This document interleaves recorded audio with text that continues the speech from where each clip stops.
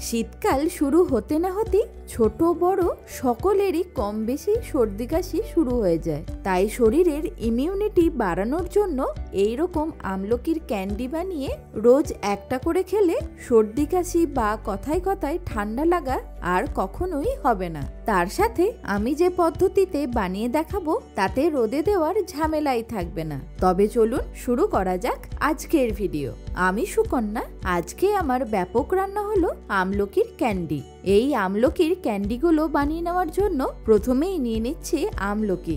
এইখানে আমি 1 কিলো আমলকি নিয়েছি। আপনারা চাইলে কম বেশি করে নিতে পারেন, তবে চেষ্টা করবেন আমলকিগুলো এইরকম একটু বড় সাইজের নেওয়ার। যেহেতু এই শীতের সময় প্রচুর পরিমাণে বিক্রি হয়, তাই ইজিলি বড় সাইজের আমলকি বাজারে পেয়ে যাবেন। আমরা কম বেশি সকলেই জানি একটা আমলকির মধ্যে প্রায় 2টো কমলা লেবুর সমান ভিটামিন সি থাকে, যার ফলে শরীরে রোগ প্রতিরোধ ক্ষমতা অনেকটা বেড়ে যায়। তার সাথে ওজন কমাতেও হেল্প করে এই আমলকি। তবে আমলকির ওপরে এইরকম অনেক নোংরা লেগে থাকে, সেই জন্য এইগুলোকে আমাদের খুব ভালো করে পরিষ্কার করে নিতে হবে। এইগুলোকে একটু জলের মধ্যে কিছুক্ষণ ভিজিয়ে রাখলেই দেখবেন সমস্ত নোংরা সুন্দরভাবে ক্লিন হয়ে যাবে। তবে কেনার সময় চেষ্টা করবেন আমলকিগুলো যেন একদম ফ্রেশ হয়। যদি কোনো রকম দাগও থাকে সেইগুলোকে কেটে একটু ফেলে দিতে হবে। ভালোভাবে এইগুলোকে পরিষ্কার করে নেওয়ার পর এবার এই আমলকিগুলোকে সেদ্ধ করে নেব। এখন এটাকে বয়েল করে নেওয়ার জন্য একটা কড়াই নিয়ে তাতে 1 লিটার জল দিয়ে দিচ্ছি। এরপর এরকম একটা স্টেনারের ওপর আমলকিগুলোকে রেখে দিয়ে এইটাকে জলের মধ্যে বসিয়ে দেব। আপনারা চাইলে স্টিমারের মধ্যে দিয়েও স্টিম করে নিতে পারেন। এখন একটা ঢাকা দিয়ে এইটাকে 10 মিনিট হাই ফ্লেমে স্টিম করে নিতে হবে। 10 মিনিট পর দেখাচ্ছি, দেখুন আমলকিগুলো কত সুন্দরভাবে সেদ্ধ হয়ে গেছে। যখন দেখবেন আমলকিগুলো ভালোভাবে সেদ্ধ হয়ে যাবে তখন এর ওপরটা এইরকম ভাবে ফেটে যাবে। তাই এইগুলোকে কেটে সেদ্ধ করার প্রয়োজন পড়বে না। এবার বাকি প্রসেসটা করার আগে আমলকিগুলোকে আমাদের ভালো করে ঠান্ডা করে নিতে হবে। ভালোভাবে ঠান্ডা করে নেওয়ার পর এর ভেতরে থাকা বীজগুলোকে বের করে নেব। একটা আমলকিকে এইভাবে চাপ দিলেই দেখবেন এটা ফাঁক হয়ে গিয়ে এর বীজটা সহজেই বেরিয়ে আসবে। খুবই ইজি প্রসেস। আমি আবারও একটা ছাড়িয়ে দেখাচ্ছি, দেখুন কত সুন্দরভাবে এটা ছাড়ানো যাচ্ছে। এইভাবেই সব আমলকিগুলোকে ছাড়িয়ে নিতে হবে। এর মধ্যে থাকা প্রচুর পরিমাণে অ্যান্টিঅক্সিডেন্ট থাকার কারণে আমাদের যেমন ত্বক উজ্জ্বল রাখে, তেমন অতিরিক্ত চুল পড়া থেকেও মুক্ত হওয়া যায়। সমস্ত আমলকিগুলোই আমার ছাড়ানো হয়ে গেছে। এবার এটাকে পেস্ট করে নিতে হবে। তার জন্য একটা মিক্সির জার নিয়ে এর মধ্যে আমলকিগুলোকে দিয়ে দেব।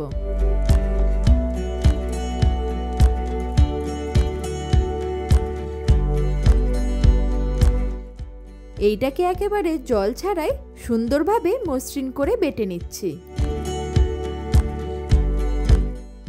আমলকিগুলো বেটে নেওয়ার পর দেখাচ্ছি, দেখুন কত স্মুথ ভাবে পেস্টটা তৈরি হয়েছে। এর মধ্যে কোনো রকম দানা নেই। এবার এই ক্যান্ডিগুলোকে বানিয়ে নেওয়ার জন্য একটা ননস্টিকের কড়াই নিয়ে তাতে দিয়ে দিচ্ছি মিছরি। এখানে আমি 1 কিলো মিছরি নিয়েছি। আপনারা এখানে যতটা আমলকি ব্যবহার করবেন ঠিক ততটাই মিষ্টি ব্যবহার করতে হবে। এই মিছরিটাকে এখন ভালো করে ক্যারামেলাইজড করে নেব। আপনারা চাইলে চিনি ব্যবহার করতে পারেন, তবে সর্দি কাশির জন্য মিছরি অনেকটা হেল্প হবে। এই সময় ফ্লেমটাকে হাই করে কিছুক্ষণ রাখলেই দেখবেন মিছরিটা ধীরে ধীরে গলতে শুরু করবে। তার সাথে একটা কালারও আসতে থাকবে। যখন দেখবেন মিছরিটা এরকম গলতে শুরু করেছে সেই সময় এটাকে হালকা করে নাড়াচাড়া করতে হবে। আমলকিটা যেহেতু একটু কষা আর টক ভাব থাকে, তাই সহজে কেউ খেতে চায় না।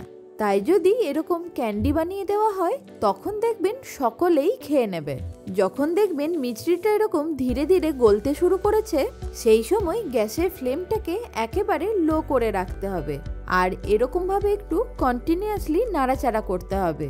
তাহলে যে সমস্ত বড় বড় চাংসগুলো এখনো রয়েছে সেগুলো সহজে গলে যাবে। লো ফ্লেমে 4 থেকে 5 মিনিট নাড়াচাড়া করে নিলেই দেখবেন মিছরিটা সুন্দরভাবে গলে যাবে। এবার আমলকির পাল্পটাকে অল্প অল্প করে দিয়ে এই মিশ্রির সাথে ভালো করে মিশিয়ে নেব।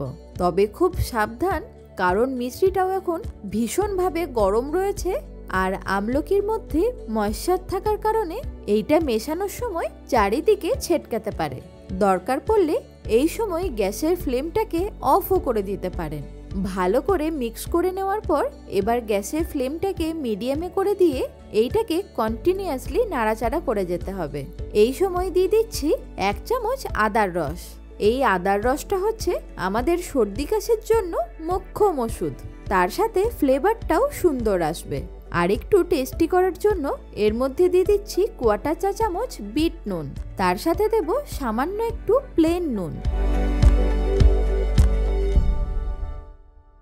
এরই সাথে ক্যান্ডিগুলোকে একটু চটপটা করার জন্য এর মধ্যে দিয়ে দিচ্ছি 1/2 চা চামচ চাট মশলা। তবে আপনারা এখানে চাট মশলার পরিবর্তে আমচুর পাউডার কিংবা ভাজা জিরে গুঁড়ো ব্যবহার করতে পারেন। এবার এই সব কিছুকে খুব ভালো করে মিশিয়ে নিচ্ছি। আর গ্যাসের ফ্লেমটাকে অবশ্যই একেবারে লোতে রাখতে হবে, না হলে এই পাল্পটা চারিদিকে ছিটকে আসবে। যখন পাল্পটা একদম ঘন হয়ে যাবে, তার সাথে এর রংটাও একেবারে কালচে হয়ে যাবে, সেই সময় একটা পাতিলেবুর রস এর মধ্যে দিয়ে দেব। তাহলে দেখবেন এটা সারা বছর ভালোও থাকবে আর রোদে দেওয়ার ঝামেলাই থাকবে না। এই ক্যান্ডিগুলো যাতে অনেকটা সফট হয় তার জন্য একটা বাটিতে 1 টেবিল চামচ কর্নফ্লাওয়ার নিয়ে নিচ্ছি। তাতে অল্প একটু জল দিয়ে এটার একটা ঘোল বানিয়ে নেব।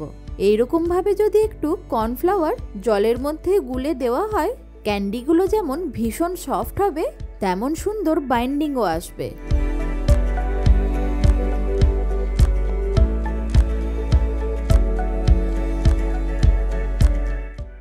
কন্টিনিউয়াসলি নাড়াচাড়া করে নেওয়ার পর পাল্পটা একেবারে গাঢ় হয়ে এলে এর মধ্যে দিয়ে দিতে হবে 1 টেবিল চামচ ঘি।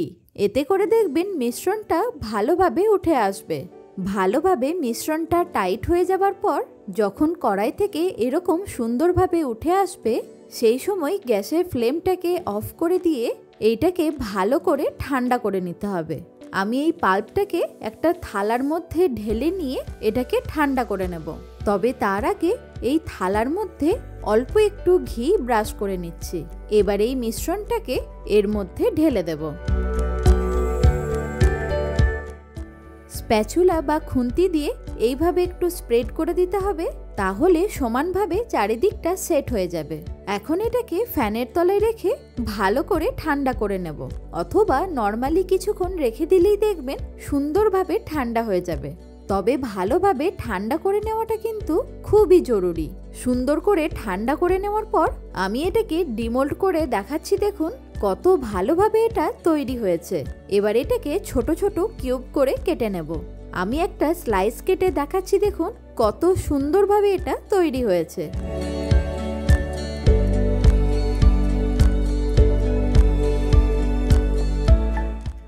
তার সাথে ক্যান্ডিগুলো কেটে নেওয়ার পর এইগুলোও দেখুন ঠিক চকলেটের মতো দেখতে লাগছে। এবার এটাকে আমরা প্লেটিং করে নেব।